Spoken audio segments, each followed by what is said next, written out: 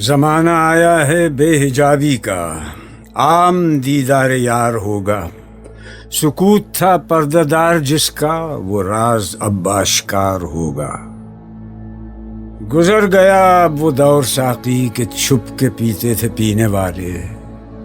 بنے گا سارا جہان میں خانہ، ہر کوئی باد خار ہوگا۔ کبھی جو آوارہ جنوں تھے وہ بستیوں میں پھر آ بسیں گے۔ برہ نہ پائی وہی رہے گی مگر نیا خارزار ہوگا۔ سنا دیا گوش منتظر کو حجاز کی خامشی نے آخر، جو عہد صحرائیوں سے باندھا گیا تھا پھر استوار ہوگا۔ نکل کے صحرا سے جس نے روما کی سلطنت کو الٹ دیا تھا، سنا ہے یہ قدسیوں سے میں نے، وہ شعر پھر ہوشیار ہوگا۔ کیا میرا تذکرہ جو ساقی نے بادہ خاروں کی انجمن میں، تو پیر میں خانہ سن کے کہنے لگا کہ منہ پھٹ ہے خار ہوگا۔ دیار مغرب کے رہنے والوں، خدا کی بستی دکان نہیں ہے۔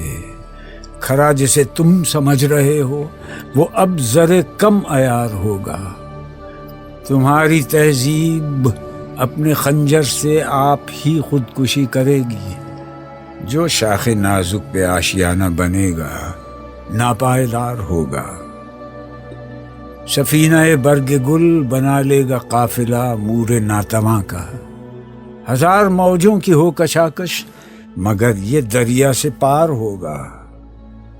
چمن میں لالا دکھاتا پھرتا ہے داغ اپنا کلی کلی کو۔ یہ جانتا ہے کہ اس دکھاوے سے دل جلوں میں شمار ہوگا۔ جو ایک تھا اے نگاہ تو نے ہزار کر کے ہمیں دکھایا، یہی اگر کیفیت ہے تیری تو پھر کسے اعتبار ہوگا۔